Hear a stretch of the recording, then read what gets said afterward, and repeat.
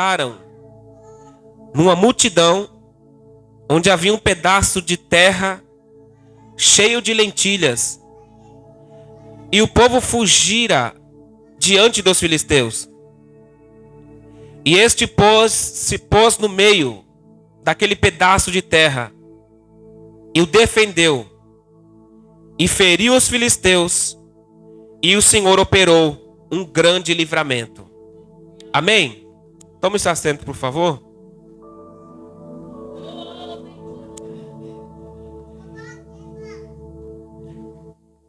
Meus irmãos, Samar é um dos valentes de Davi. Davi, quando estava fugindo de Saul, em 1 Samuel capítulo 22, a Bíblia diz que Davi vai entrar em uma caverna chamada Caverna de Adulão. A Bíblia diz que os pais de Saul, os pais de Davi, os irmãos de Davi, toda a parentela de Davi descobriu que Davi estava na Caverna de Adulão, fugindo de Saul. E a Bíblia vai dizer que começaram a juntar homens a Davi na Caverna de Adulão. E a Bíblia vai dizer que eram homens endividados, homens em aperto e homens desgostosos de espírito. E a Bíblia vai dizer que Davi se fez chefe deles. Agora o que vai chamar a atenção é que esses homens, que são 400 homens, que foram até a Caverna de Adulão, atrás de Davi, e que Davi se fez chefe deles, são homens desgostosos de espírito, são homens endividados e homens em aperto. Na época em que Saul vivia, esses homens não valiam nada. Esses homens eram a escória da sociedade. Esses homens eram tidos como ninguém na sociedade na época de Saul. Ainda na época de Saul, Davi olha para esses homens e se faz chefe deles. Aí eu perguntei para mim, o que foi que fez Davi olhar para esses 400 homens desgostosos de espírito, homens em aperto, homens endividados, e Davi vai se fazer chefe deles? Muito pelo contrário. O que foi que Saul não viu e o que Davi viu? Muito simples, ele já pegou. O que Saul não viu foi as qualidades que eles tinham. E quando Davi enxergou as suas qualidades, Davi disse: eu vou me tornar chefe desses homens, porque esses homens têm qualidade para me ajudar a estabelecer o meu reino. Pegou, Fábio? O que Saul não viu, Davi viu. O que Saul não enxergou, Davi enxergou. Deus colocou no meu coração para liberar essa noite.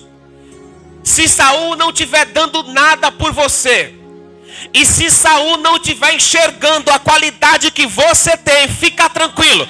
Deus levanta alguém para enxergar a tua qualidade e te exalta e levanta a tua cabeça aqui nessa terra.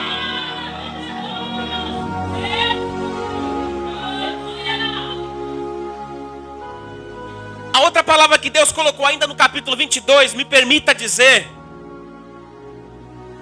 todo líder tem que ter visão dos seus liderados. Enquanto o líder Saul não enxergou qualidade nos seus liderados, Davi olhou e disse: essa parte é ruim, mas tem mais coisa boa do que coisa ruim neles, e se fez chefe deles. Diz a Bíblia Sagrada, no capítulo 23, que nós acabamos de ler, a Bíblia diz que os filisteus se ajuntaram para tomar um campo de lentilha. A Bíblia diz que o povo começou a fugir diante dos filisteus. Aqui me chamou a atenção que Samar vai se colocar no meio e vai lutar para defender o campo cheio de lentilha e feriu os filisteus, e o Senhor operou grande vitória nesse dia. Alguns detalhes desse texto que me chamou a atenção. A Bíblia diz que quando os filisteus se ajuntam como multidão, aonde havia um campo cheio de lentilha, a Bíblia diz que o povo começou a fugir diante dos filisteus. Isso aqui me chamou a atenção. Sempre quando alguém plantar ou conquistar alguma coisa, sempre o diabo vai querer tentar tomar aquilo que você conquistou. Israel semeava, Israel plantava, Israel cultivava. Quando os filisteus enxergavam que a plantação de Israel estava cultivada, plantada, estava cultivada, vinham os filisteus para tentar roubar aquilo que Israel plantou. Vinham os filisteus para tentar tomar aquilo que Israel plantou. Ou seja, a primeira coisa que eu aprendo dentro desse texto é que o diabo sempre vai querer tomar e tentar tomar aquilo que Deus tem nos dado. Sempre o diabo vai tentar roubar aquilo que eu planto. Sempre o diabo vai tentar dominar aquilo que Deus me deu. Aquilo que eu conquistei com esforço. O diabo sempre vai se levantar. Em João 10:10 está escrito: o ladrão veio senão para matar, para roubar e destruir. Esse texto de João 10:10 não faz referência ao diabo, mas eu posso aplicá-lo isso ao diabo, porque o trabalho dele é só fazer isso, é matar, é roubar e é destruir. Então aqui estão as características do diabo. Ele vem para tentar matar, roubar e destruir. E é isso que os filisteus estão fazendo. Percebendo que a lavoura de Israel está bonita, eles juntam a multidão para tentar roubar aquilo que Israel plantou. Mas a Bíblia diz, em Tiago capítulo 4, versículo 7 está escrito: sujeitai-vos a Deus, resisti ao diabo e ele fugirá de vós. Ou seja, não deixe Satanás tomar aquilo que Deus te deu. Não deixe Satanás roubar aquilo que Deus te deu. Não deixe Satanás dominar aquilo que Deus te deu. Quem te deu foi Deus. Faça como Samar. Não fuja, mas enfrente o gigante, para que Satanás não tome aquilo que Deus te deu.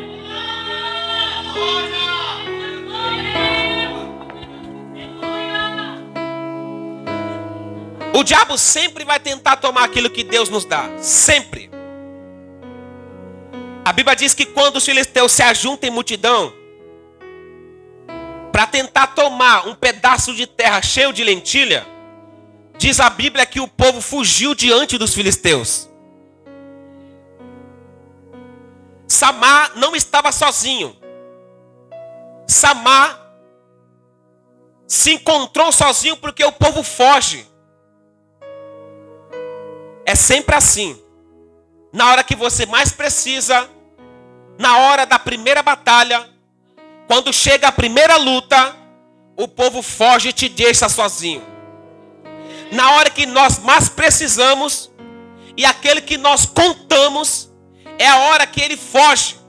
É a hora que ele vira as costas e sai. Samar não estava sozinho. Samar ficou sozinho. Porque Samar estava com a multidão, mas vendo os filisteus chegando, ele foge diante dos filisteus. Samar ficou sozinho, pelejando e protegendo aquilo que Deus tinha dado para ele. Mas na nossa cultura, ficar sozinho é sinônimo de derrota e de fraqueza.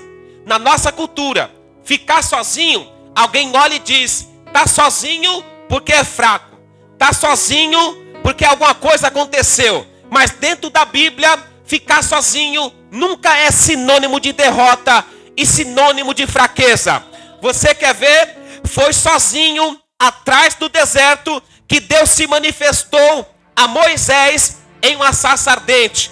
Foi sozinho debaixo de uma árvore que Elias estava deitado no deserto, e Deus enviou o anjo e disse: come pão e bebe água, porque a tua caminhada ainda é longa. Foi sozinho dentro de uma caverna que Elias ouve a voz suave de Deus de fora da caverna. Foi sozinho que Ismael, ainda uma criança, chora no deserto e Deus ouviu o seu choro. Foi sozinho que João estava na ilha de Patmos e Jesus Cristo deu as revelações do Apocalipse. Foi sozinho que Jesus estava no deserto sendo tentado pelo diabo mas venceu a Satanás pelo poder da palavra. Você não pegou? Nem sempre quando estamos sozinhos fisicamente. Estamos sozinhos fisicamente, mas espiritualmente Deus está conosco.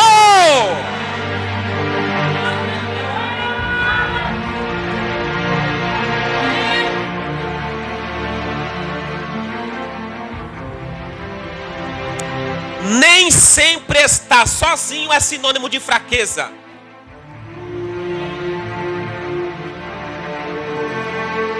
Diz a Bíblia que o povo fugiu. O inimigo só vai avançar se eu recuar. O inimigo só vai avançar se eu retroceder. Agora, se eu não retroceder e não recuar, o inimigo não avança. O inimigo só avança enquanto eu estiver recuando. Mas se eu não recuar, o inimigo não consegue avançar. Eu me lembro de Golias. Golias, por 40 dias e 40 noites, começava a avançar e a afrontar o exército do Deus vivo. Por 40 dias e 40 noites, o Golias avançava e afrontava o exército do Deus vivo. Mas quando Davi chegou e olhou para o Golias e disse: tu vem com pau, com lança, mas eu vou contra ti em nome do Senhor dos Exércitos. Golias não avançou, Golias recuou. Saul recuou, Golias avançou. Abinadab recuou, Elias avançou. Samar recuou, Elias avançou. Eliabe recuou, Golias avançou. Mas quando chegou Davi, colocou Golias no seu devido lugar, que é com a cara no chão, caído por terra. Lavachanda labracai até. Você não pegou não? O inimigo só vai avançar no meu ministério, na nossa casa, enquanto eu estiver recuando. Mas se eu tomar posição como Davi, ele tem que recuar. Lavachanda labracai até. Por um caminho eles vieram, por 7 vão ter que voltar. Por um caminho eles vieram, por 7 vão ter que voltar.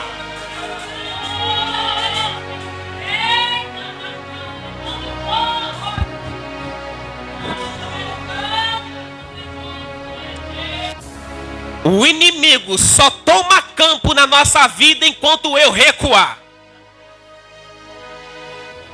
O inimigo só toma campo no nosso ministério enquanto eu recuar. Porque se eu tomar posição, ele tem que cair por terra em partir em retirada. Porque está escrito: resistir ao diabo e ele fugirá de vós.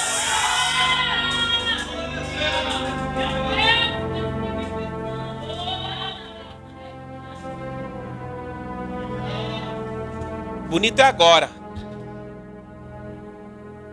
O povo fugiu. Sabe por quê? Infelizmente, nem todo mundo tem peito para enfrentar as batalhas da vida.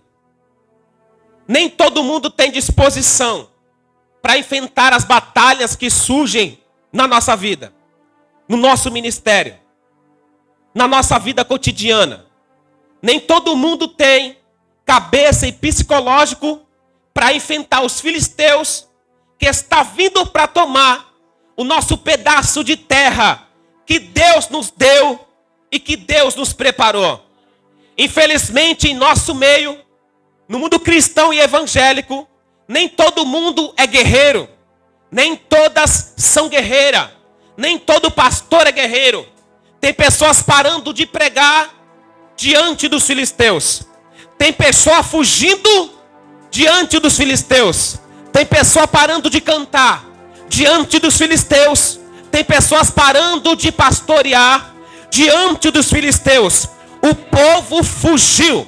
E a maioria de nós somos fujão perante as guerras, perante as lutas foge, perante as tribulações foge, perante as batalhas foge, perante a fofoca foge. Mas Deus me trouxe aqui para te dizer: eles fugiram e perderam o seu campo, mas Samar tomou posição e defendeu defendeu aquilo que Deus deu para ele. Aleluia. Eu me lembro de Gideão. Gideão tinha 32 mil soldados na sua disposição para guerrear contra os medianitas. Mas Deus, olhando do céu para a terra, disse: Gideão, tem muita gente aí no seu meio. Faz um negócio, Gideão. Grita no arraial dizendo: os covardes, volte para trás. Quando Gideão, ele se levanta, anda pelo arraial e solta a voz dizendo: os covardes, volte para trás. Diz a Bíblia Sagrada que 22 mil voltaram cada um para sua casa e só sobraram 10 mil. Ainda 10 mil não estava. Só com 300 Gideão venceu os medianitas sem levantar uma espada. É assim. Nem todo mundo que está em nosso meio é guerreiro. Nem todo mundo que dá glória é guerreiro. Nem todo mundo que se veste como crente é guerreiro. Nem todo mundo que prega é guerreiro. Nem todo mundo que louva é guerreiro. Diante dos filisteus, eles correm. Diante dos medianitas, eles fogem para a sua casa. Mas eu creio que nessa noite aqui, tem 300 aqui. Quem são os 300? São os que dão glória, mas não correm da batalha. São os que pregam, mas não correm da batalha. São os que cantam, mas não correm da batalha.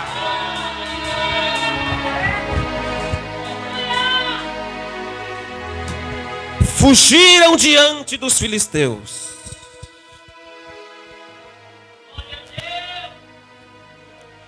O inimigo só avança quando é recuo. Quando Israel sai da terra do Egito, que Deus leva ele pelo caminho do Mar Vermelho, quando eles estão acampados, diz a Bíblia que Faraó está vindo. Na geografia bíblica, aonde eles estavam, do lado direito, do lado esquerdo tinha montanha. Na frente tinha o Mar Vermelho. Atrás estava vindo o exército de Faraó. O povo começa a clamar e Moisés também.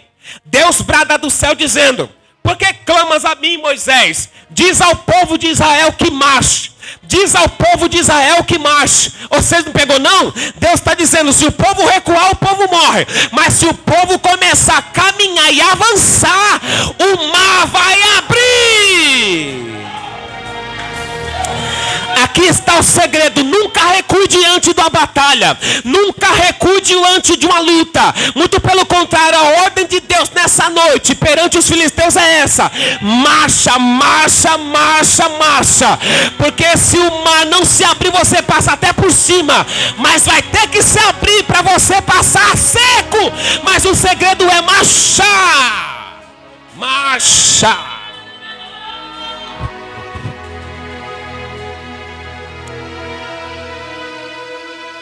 O segredo é marchar.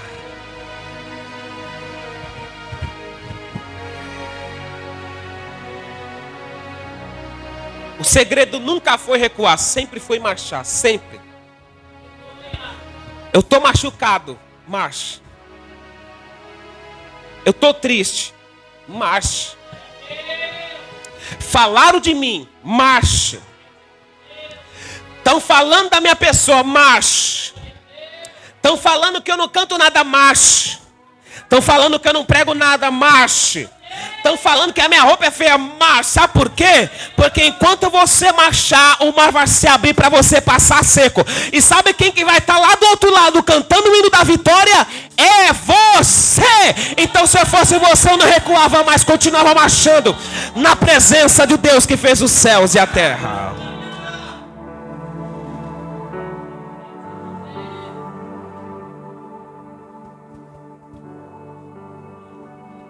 A Bíblia diz que o povo fugia diante dos filisteus. Sama se pôs no meio daquele pedaço de terra e o defendeu. Sama tomou posição. Samá tomou posição. Ele não recua, muito pelo contrário. Ele toma posição para defender aquilo que Deus deu. Tomar posição é o que Deus, Ele quer de cada pessoa que se encontra na terra servindo a Ele. Samá tomou posição para defender a terra que Deus o deu. Hoje em dia, o que mais a igreja precisa fazer é tomar posição. Hoje nunca foi visto o que está acontecendo no mundo e a igreja precisa tomar posição pelo que está acontecendo na face da terra. A igreja não pode ser omissa às coisas que estão acontecendo na face dessa terra. A igreja tem que tomar posição. E quando fala de tomar posição, eu lembro de alguns homens da Bíblia Sagrada que tomaram posição. A Bíblia diz que Elias tomou posição. Vocês lembram quando Acabe casou com Jezabel, porque achou pouco andar nos pecados de Jeroboão? Ainda vai casar com Jezabel. Jezabel, filha de Etibaal, adoradores de Baal. A Bíblia diz que Acabe serviu a Baal e adorou. A idolatria dominou Samaria. Todos adoravam a Baal. Baal era venerado. Era Baal que mandava a chuva. Baal que mandava o pão.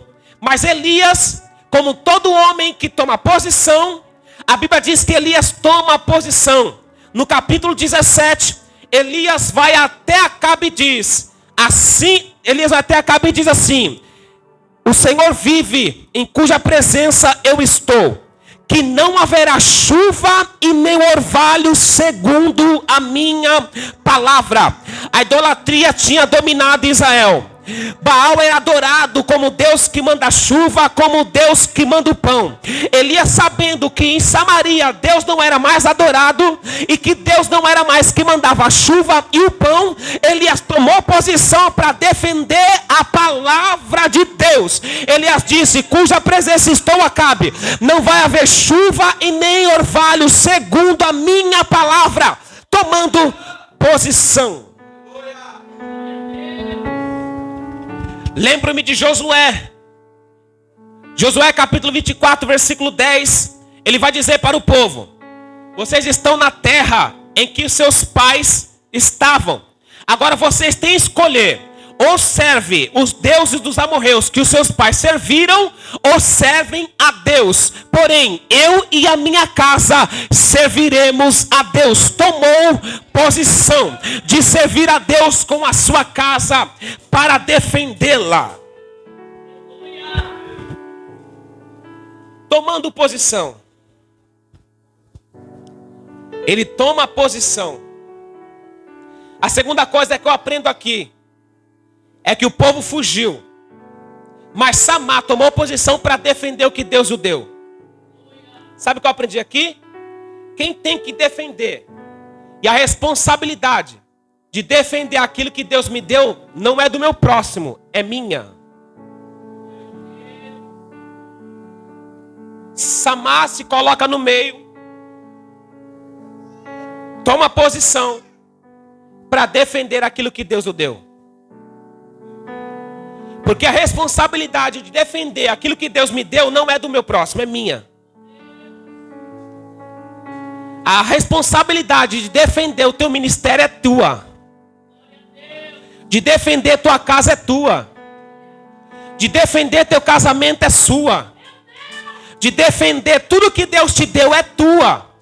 Não espera alguém defender por você, porque nunca alguém vai defender algo por você. Ou você toma posição para defender, ou o diabo vai tomar e vai tirar.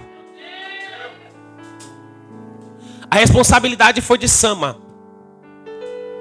Quando Deus coloca Adão no jardim que Deus fez, no Éden, Deus vai dar uma ordem para ele dizendo: agora você lavra e você cuida e você guarda. Ou seja, Deus deu o jardim no Éden para Adão. Mas quem tinha que lavrar, quem tinha que cuidar e quem tinha que guardar não era Deus. A responsabilidade era de Adão.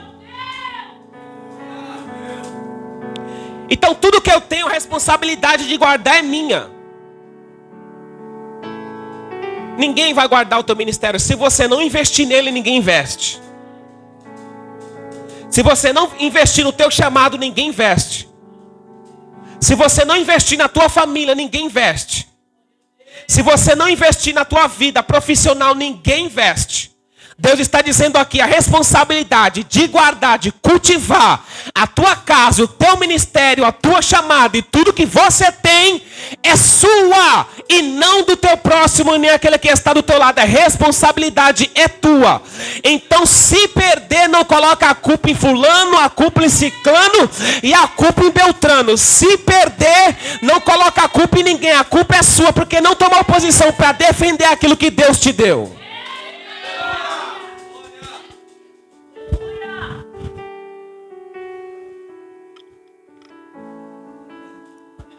Porque a responsabilidade é nossa.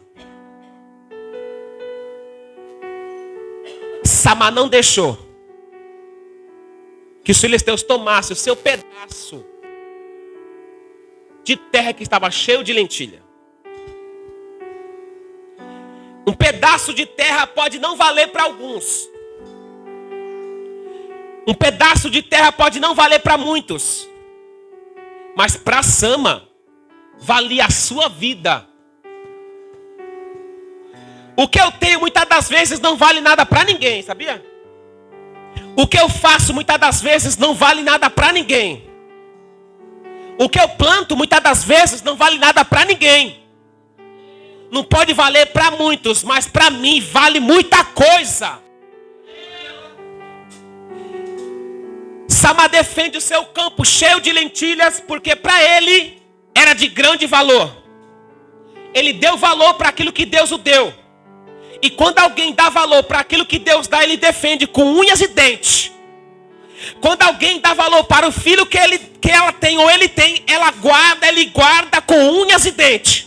Quando alguém dá valor para a esposa, para o esposo que Deus deu, ele guarda, ele cuida com unhas e dentes. Não deixa falar, tome posição, defenda a tua casa, a tua família, o teu ministério.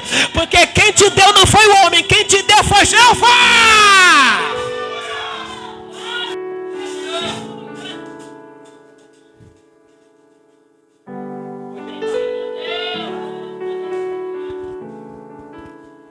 E a Bíblia diz, se colocou no meio daquele pedaço de terra e o defendeu e feriu os filisteus.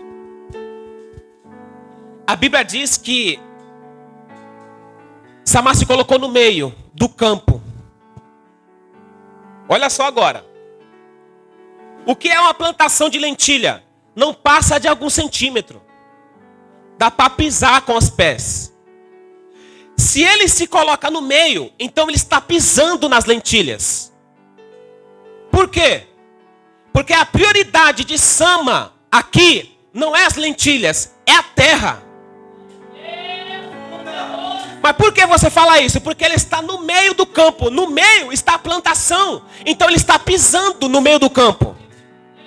Ele está pisando nas lentilhas.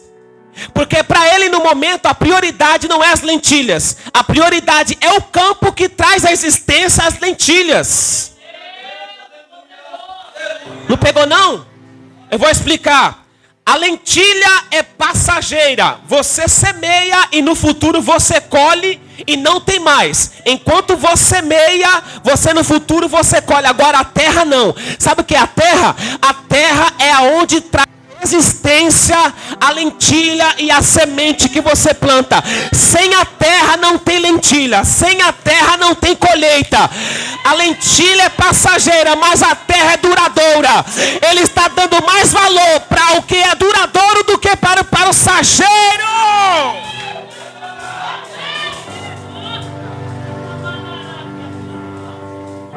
O foco dele não é a lentilha, porque ele está pisando nela. O foco dele é a terra que traz a existência, a lentilha.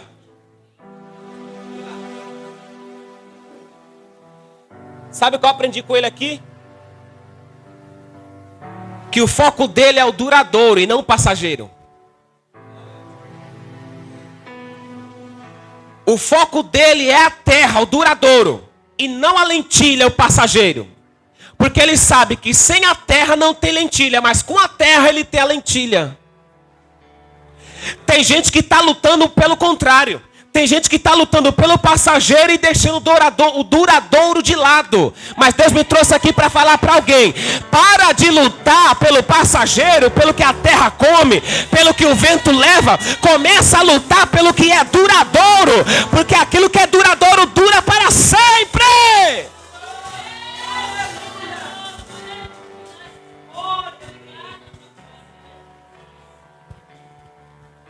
Qual é a nossa prioridade? A terra ou a lentilha?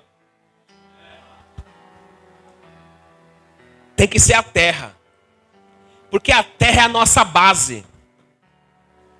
Com ela, eu semeio, com o tempo, a semente brota, eu tenho lentilhas para colher no futuro. Agora, sem a terra, não tem como. Então lute pela terra, o duradouro, e deixa a lentilha, que é o passageiro, de lado.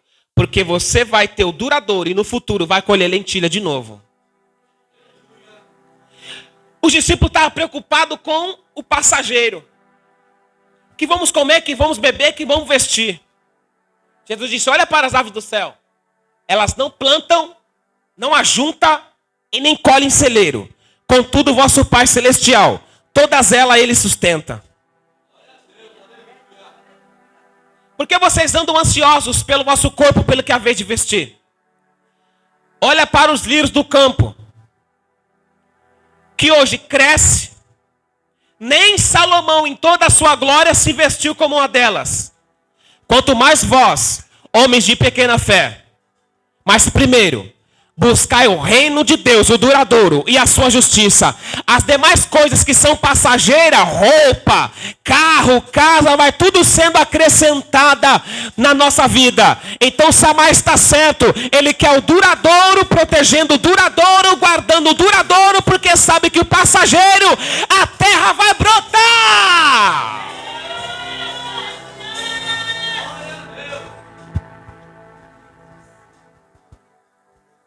Muitas das vezes estamos lutando pelo foco errado. Estamos batalhando por aquilo que é errado. Estamos lutando pelo passageiro e não pelo duradouro. Não pela base. Ele coloca no meio. No pedaço de terra. E a Bíblia diz: por ele tomar posição, ele feriu os filisteus. E o Senhor operou um grande livramento aquele dia. Feriu os filisteus. Sabe o que é isso? Deus honrou. Por ele tomar posição e defender aquilo que Deus o deu. Todo mundo fugiu, mas ele tomou posição, ficou lutando e Deus honrou. A Bíblia diz aqui que, olha o que está escrito: e o Senhor operou um grande livramento. Sabe o que eu aprendi aqui? Quem está lutando? Sama. Quem está brigando? Sama. Quem se colocou na posição? Sama. Quem ficou no meio arriscando e expondo a sua vida? Foi Sama. E a Bíblia diz: e o Senhor o deu grande livramento. Ou seja, sabe o que o Espírito de Deus falou aqui, meu filho? Quem luta, quem jejua, quem ora, quem se coloca na posição, quem vai para cima é você. Mas a vitória quem dá sou eu. Provérbios 21:31 está escrito: o cavalo se prepara para a batalha, mas a vitória vem do Senhor que fez os céus e a terra. Pregador, quem canta, quem ora, quem faz, não é nós, é Deus. Nós só somos instrumento nas mãos daquele que fez os céus e a terra.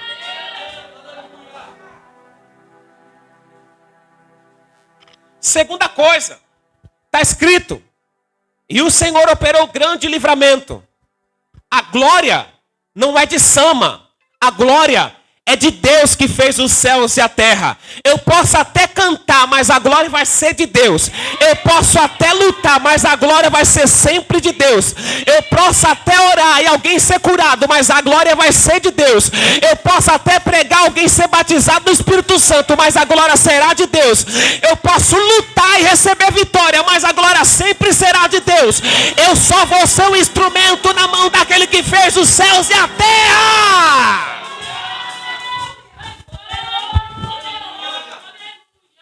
Se a glória fosse dada para Sama, estava escrito: Issamá deu grande livramento para Israel. Mas está escrito: e o Senhor deu grande livramento. Sabe o que eu aprendi aqui? Deus, ele é um Deus que reage. Como? Se eu agir, Deus reage. Se eu agir, Deus reage. Se eu marchar, Deus abre. Se eu rodear, o muro cai. Se eu lançar pedra, o gigante cai por terra. Levanta a tua mão direita bem alta para o céu. Lava xanda lá para cá e até. Deus está dizendo aqui: não fique parado, faça alguma coisa. Haja que Deus vai reagir. Haja que Deus vai reagir. Haja que Deus vai reagir ao teu favor.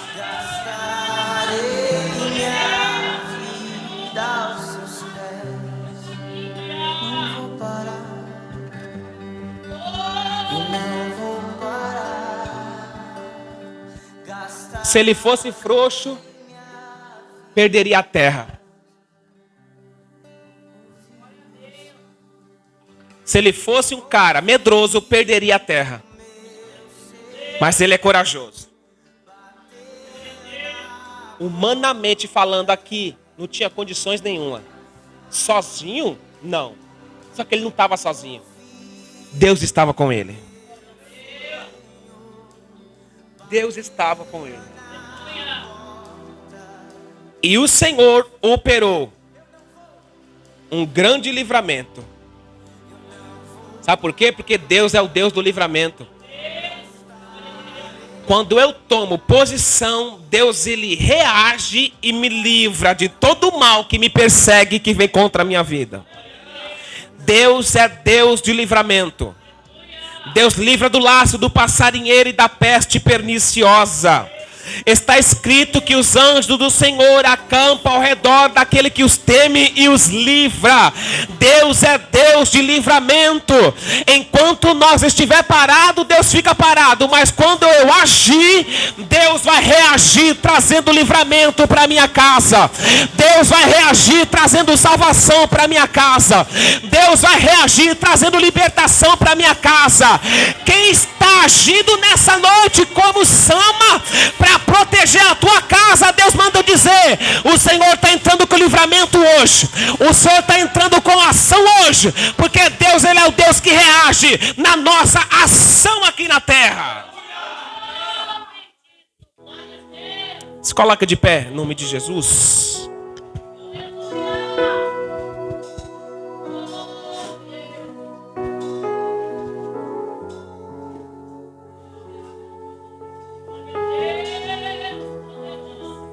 E aí? Samá tomou algumas atitudes para não deixar os filisteus roubarem o seu pedaço de terra. Lutou até vencer. Lute até vencer. Eu nunca vi um cristão lutar e perder. Eu só vi lutar e vencer. Então lute até vencer. Não se canse, não desanime, vá para frente, marche, porque o Senhor vai te dar vitória, como deu para Sama. Amém? Senhor nosso Deus e nosso Pai, Tu és poderoso, grandioso. Dá vitória para os Teus servos, como o Senhor deu para Sama, que se colocou no meio do campo para defender aquilo que o Senhor deu.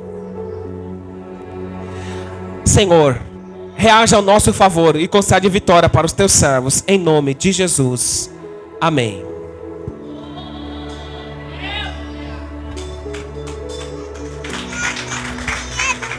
Glória a Deus, bendito é o nome do Senhor. Amém? Posso tomar o posse da palavra, diga amém. Estamos numa campanha de mesa preparada nessa noite.